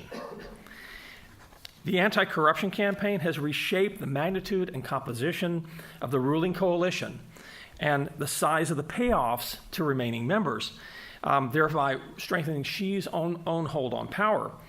Xi's speech, I should note also, his use of the anti-corruption campaign not only brought down actual and potential rivals, it helped him to consolidate power and expand power. This begs the question, and the question is, who's next? And will the anti-corruption campaign be used to extend Xi's power beyond 2022? Xi appointed a trusted loyalist, Zhao Lejie, to take over from Wang Qishan as chief of Central Commission on Discipline Inspection, Wang on the left, Zhao on the right. By appointing Zhao, Xi has effectively put every senior Chinese leader on notice. It suggests that the party's anti-corruption campaign is going to be rigorous. Why is it going to be rigorous? Because now they have announced, and it'll happen in March at the National People's Congress, the creation of a National Supervisory Commission, which will basically combine the efforts of both the CCDI and the Ministry of Supervision into basically a super anti-corruption agency. God help them all. It's going to be much like the TV series In the Name of the People, if you're familiar with that. It's a Chinese series on anti-corruption that was extraordinarily popular in China this last spring and summer. I'm guessing is that they're going to recruit people based on In the Name of the People. Renmin de Mingyi. Honestly, the creation of this new commission could actually be one of Xi's biggest developments during his second term. Something else to consider is that during the party congress, in a press conference that was during the party, CCDI Deputy Secretary Yang Xiaodu stated that a large number of party cadres and members had been severely punished for corruption. They specifically named Zhou Yongkang, Bo Xilai, Sun Zhengkai, among others. Disclosed that a total of 440 cadres, 18 members or alternate members of the Central Committee, 9 members of the CCDI, 8,900 bureau-level cadres, 63,000 cadres at the county level, and something close to 1 million local-level cadres had been convicted or brought up on charges. Takeaway 3, a more muscular foreign policy. Before I discuss the impact of Politburo personnel appointments in terms of foreign policy, I'd like to take a moment to discuss the consolidation of Xi's power via appointments to the Politburo and the Politburo Standing Committee. These appointments broadly consolidated Xi's authority, and in fact gives him the ability not only to name a successor, but to influence Chinese politics for at least the next generation. While Xi retained 2 members of the rival Youth League, Tuanpai, Li Keqiang as premier, Wang Yang as vice premier, Li was able to place 3 close allies onto the Standing Committee, Li Shanxu, Wang Huning, who's really the one that's interesting, and Zhao Lejie. He also was able to appoint Han Zhen, who was a former Shanghai party boss, who worked with Xi in Shanghai before Xi became vice president. He's less of a direct protege, but he's connected, which gives Xi a governing majority, solid one, on the Standing Committee. Additionally, Xi moved many of his other closest proteges onto the Politburo. positioning him for the next round of promotions to the Standing Committee and perhaps even to the presidency and the General Secretaryship itself. Li Qiang, one of Xi's closest advisors from Zhejiang province, is now the new party secretary in Shanghai. Li Shi, who's a close associate from Shanxi, was appointed party secretary of Guangdong. And of course, Chen Menier, who was connected to Xi through Zhejiang, took the Chongqing party secretary job right before the party congress. She also was able to have a clean sweep to control the appointments to the Central Military Commission. So let's return briefly to the impact on China's foreign policy. China, we already know, is becoming a major both major political and economic power, and has a profound impact on world politics. And Xi's made it quite clear, as Hans noted, that they're going to pursue a much more aggressive foreign policy, and basically presenting themselves, as I've mentioned, as an alternative role model for developing nations. Xi, in particular, talked about in his party speech about a new era, about taking a center stage in the world, about creating a strategic opportunity for China. This is Xi large and in charge, basically. He committed the party to reshaping the global order through major country diplomacy with Chinese characteristics in the new era. As Hans mentioned earlier, this is quite notable because it ends Deng Xiaoping's axiom of keeping a low profile and hiding one's brightness. It articulates a much more ambitious and, we would think, aggressive plan for world influence. The promotion of State Councilor Yang Jiechi to the Politburo also signals a shift in Xi's view on global political and economic governance. Xi, I think, finally recognizes that foreign policy requires more attention and that Yang will take point on these issues in the Politburo. Yang's appointment makes him the most powerful foreign affairs official since Chiang Kai-shek, who was basically vice premier under Jiang Zemin. One interesting rumor is that Yang, in March at the National People's Congress, will become the first vice premier to be handed exclusive responsibilities for international issues, which would reflect a far greater attention paid to foreign affairs by Xi, who I think sees himself as attempting to supplant the U.S.'s influence as a prime international mover in the era of Donald Trump. Now, one primary way that Xi envisions China, please don't get barftastic on this because it's mentioned ad nauseum, ad infinitum, is of course Belt and Road, or as we call it in the West, Silk Road Initiative. The Silk Road Initiative, Belt and Road, is important. And why is it important? Because it's now been written into the Chinese Communist Party's constitution. It is now a formal component and a guiding concept in the party's foreign and national security affairs. And in fact, I should note, in the party document that announced Belt and Road being incorporated into the party constitution, it appeared in a paragraph devoted almost entirely to national security, which tells you something about the impact or the import of Belt and Road on Chinese strategy.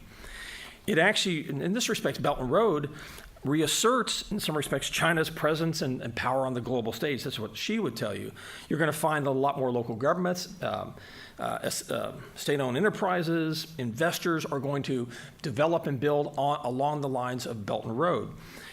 Something else to consider, and this might also make us in the West nervous, particularly in North America, is that now there's an initiative apparently to expand Belt and Road to a so-called North Polar Sea Route initiative. Xi also made it clear that he was going to use foreign investment as an external force to help drive the domestic agenda. And in fact, he promised to lower barriers for investors for foreign direct investment. He pledged to basically make the doors wide open for foreign investment. All right. Final remarks, I promise, so we can get to Q&As. This is what happens when you're the guy batting cleanup. Got to hurry up. The politics of the 19th Party Congress may have been rather opaque, but the policy direction, I think, was much clearer. Xi Jinping saw his leadership of the Communist Party consolidated for at least the next 5 years, if not longer. He also saw his status elevated by the party through his theory on Xi Jinping thought on socialism with Chinese characteristics, as well as embarking on a journey to create a great modern socialist nation by 2049. 2049 is important, the centennial anniversary of the founding of New China. Xi's speech to the Party Congress put forward an ambitious vision for China's growth that extends Through the first half of the 21st century, he projected a China that is increasingly confident on the world stage, that is, in fact, looking at transforming into an advanced economy and ready to address all sorts of social issues. The 19th Party Congress also heralded China's willingness to play a bigger role in shaping the world's future agenda, whether we like it or not, and to offer something essentially we might call the China solution to problems. These developments will, as Hans noted in terms of foreign policy, will bring profound impacts not just on China's economic and social development, but on the world. And China's rising influence in the world in particular will have an impact on our relations. During the past 5 years, Xi could be viewed as a successful general secretary of the party. He took down all sorts of corrupt officials. Yeah, he basically eliminated all of his enemies. Let's be honest. He basically strengthened his own power. To accomplish the goals that he set forth in his party Congress speech, and as Hans mentioned, it was a marathon speech if you watched it. It was 3 hours and 25 minutes. It was amazing, the length of time to watch the thing. If he's going to do this, he's going to have to double down on what he did during his first term as General Secretary, and that is, of course, to reassert the importance of the party's guidance on the economy and all other facets of society. And after laying out his vision for China's immediate and long-term future, it's now up to him to actually accomplish this. The real question is, will he accomplish it in 5 years, or will it take longer? Thank y'all.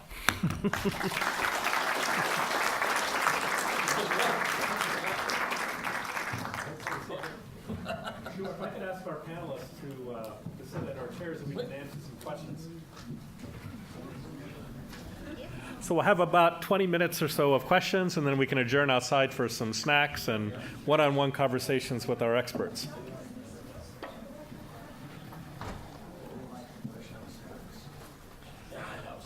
So who would like to start us off? First question. You in the back with the blue shirt.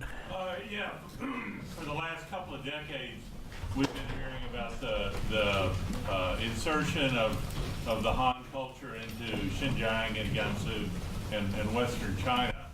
And, you know, once petroleum was discovered in Kalamu, we heard a lot about it then, and a lot more.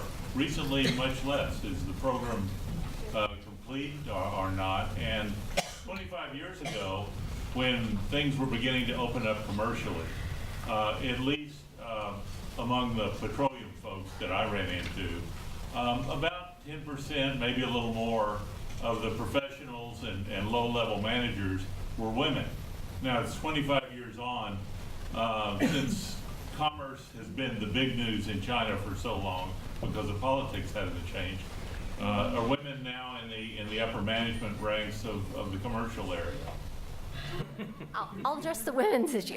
So, yes and no. So there generally tends to be, again, sort of an informal quota element. So a lot of what we consider to be tokenism, right? So there are women that make it into certain positions, but ultimately don't have the kind of authority or power that you would expect. And that's common. Again, China's not unique in that particular sense. And so you do find different, it's more about how women have moved into different types of roles. And so you'll still find women in, let's say, in heavy industry, but not very many. You'll find women more often in light industries, more often in the service sector. And so when you look at, actual power positions, they're just not there. And I'll just add to a little bit about the first part of your question about energy. China is still exploring for onshore, sources of oil, but they switched more to offshore, even for oil, and most of what they're doing is related to gas at this point, and especially since a lot of the foreign partners are no longer interested in oil. There is some potential for shale oil in China, so there's still some projects going on with shale oil in China, but most of it's dealing with pipeline gas from Central Asia or more increasingly from Russia, and then a lot of LNG projects. And now that nuclear power is coming back online very, very slowly in Japan, you're very likely to see less demand.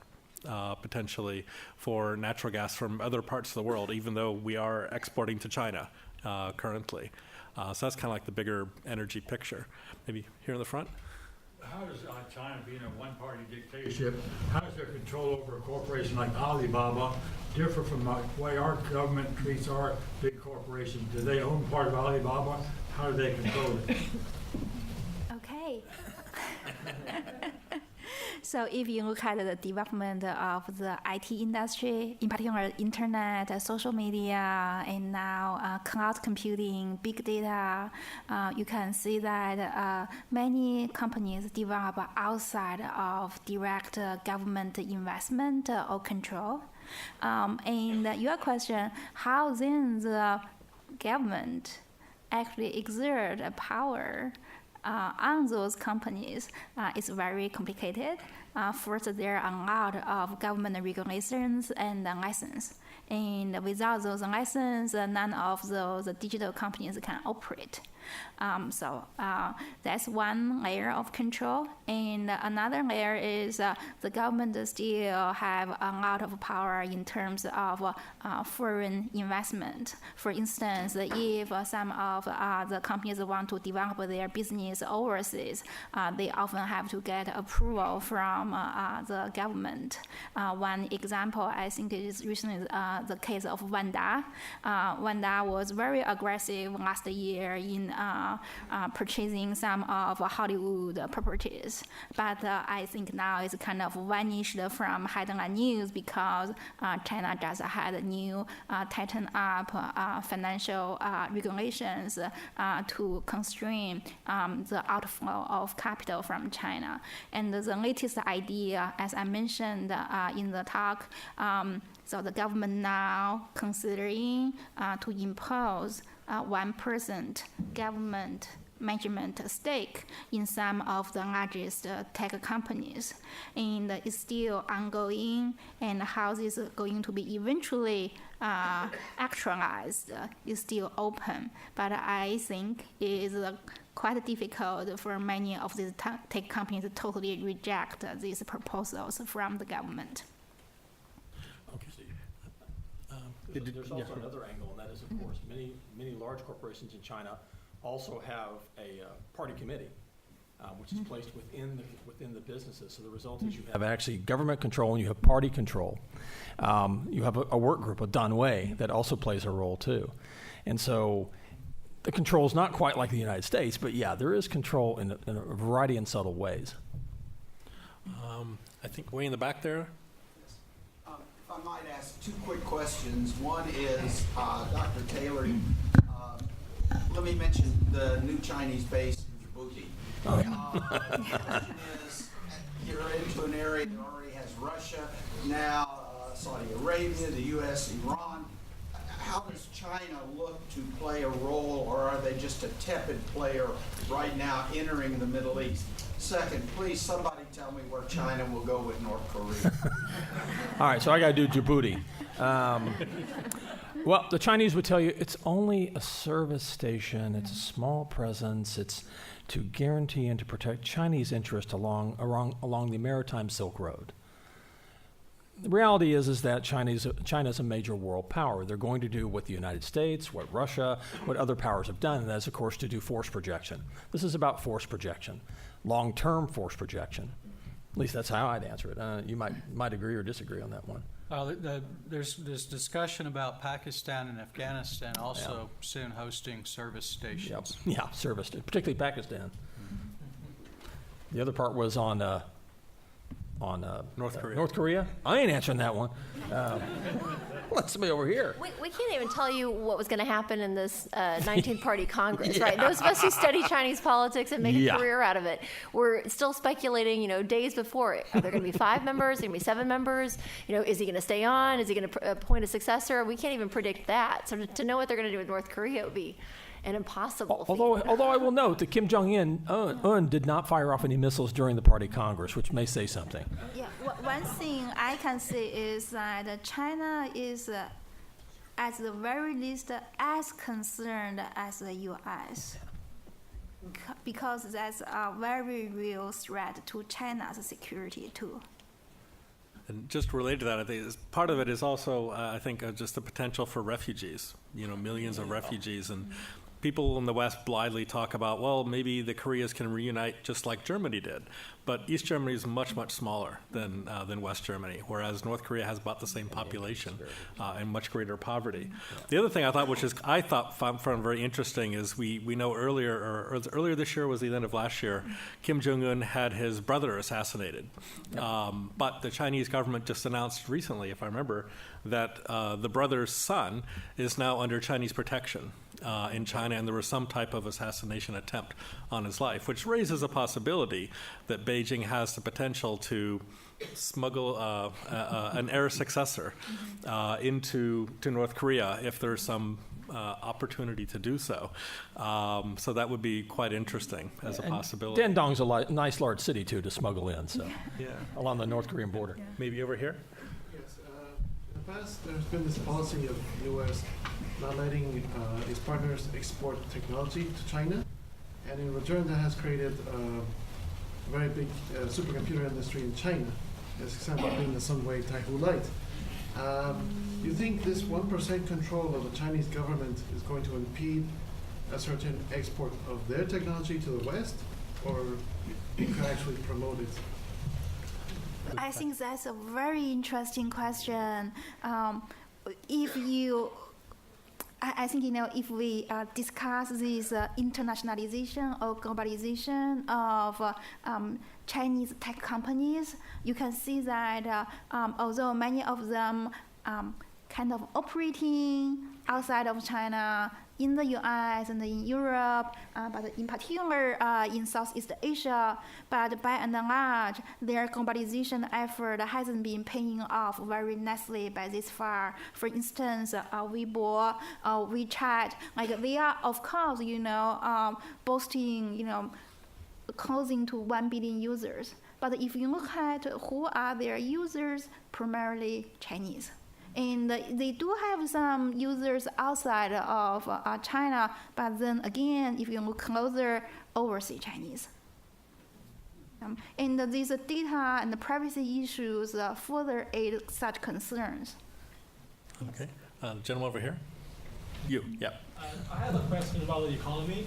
What do you think will this new power distribution in Central Committee and Xi's emphasis on party's leadership on all aspects will affect Chinese economy in the future? Maybe you want to take that one? I guess I'll take it. Having Wang Yang in charge as vice premier, I think his portfolio is going to be nothing but economic issues and economic development. The emphasis by Li Keqiang on income inequality, tying all this to urbanization and townization, moving 300 million people out of the countryside, all tie that to Belt and Road and the idea of linking that to development issues, big data issue, and particularly in Guiyang, to name but a few. It's all tied together. If you look at the number of people that were put on the Politburo, the 25 members of the Politburo, majority are basically economic portfolio people. Also just emphasize on other things like transportation, right? Every city over 1 million people is connected by high-speed rail. Yep. And the Chinese government's also announced it would like to move away from petroleum cars to electric cars, which would increase the need for more nuclear power or renewables or natural gas, most likely natural gas to actually fuel that. And so the Chinese Communist Party firmly believes in climate change and is working to do something about it. And again, it's written in the party constitution now for environmental protection. That's right. Maybe right here? Yeah. Big picture question on who's number one and for how long in terms of U.S. and China.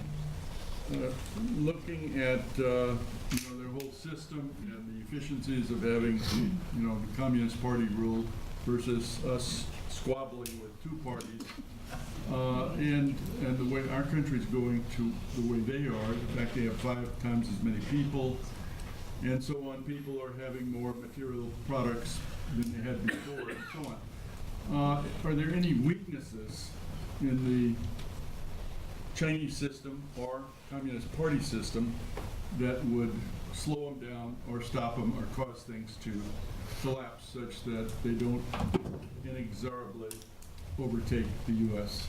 economically, politically, militarily. Sounds like you're a little more pessimistic than maybe some of the other people asking questions. If I could take just a stab at the first part of that question, and that is, China and the United States are not playing the same game when it comes to empire building. I think, to crib from the Malian dialogue in the Peloponnesian Chronicles, the traditional Western view is we view power as the ability to compel. But I think during the European period, it became the power to occupy, right? You demonstrated your might by your ability to occupy physical space throughout the world. I think what the Chinese are looking for, at least in the next 10 years, is simply the power to compel. They don't want the physical, infrastructural, costly military infrastructure all over the world. They don't necessarily need a seventh fleet, their seventh fleet in our Atlantic. But they want to use their economic might, their soft power, their strategic, their everything, all 5 dimensions, to influence state behaviors. More of a vassal kind of way, if you're a student of Chinese history. So direct occupation, right? So the whole notion of power and number one is very different for the Chinese. Europeans are flag planters. The Chinese have been a little more relaxed about that in the past. If there's an analogy to use, it's chess versus Go. And the game of Go is a much different game in terms of how you engage in strategy versus control. The Chinese approach is Go.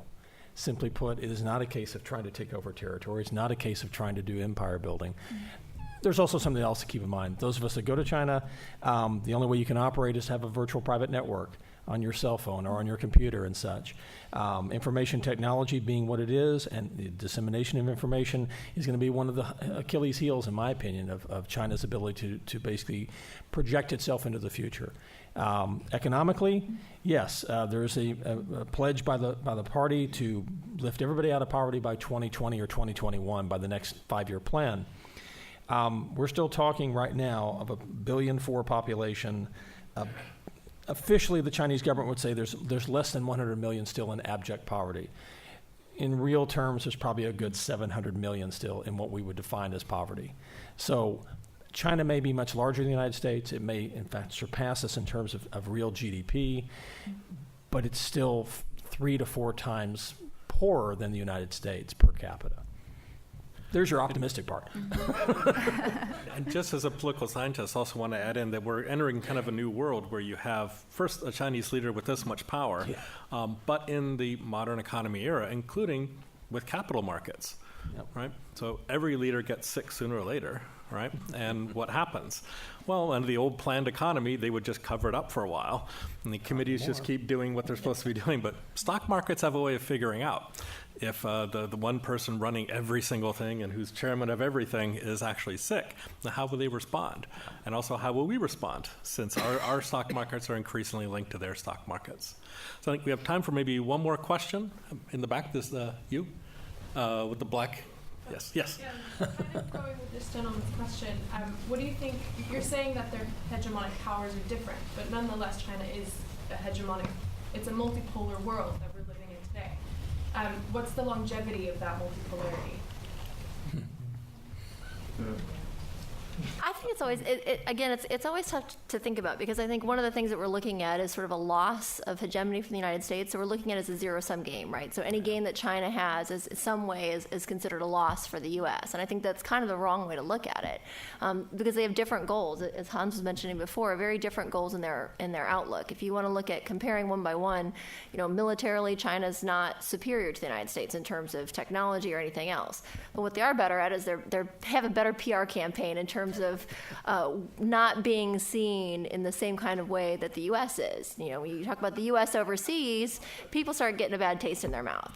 The Chinese don't quite have that yet. They are moving that way with some of their allies. When you look at the investments they've had in Africa, originally were seen as being quite good, and now they're looking at being more exploitive.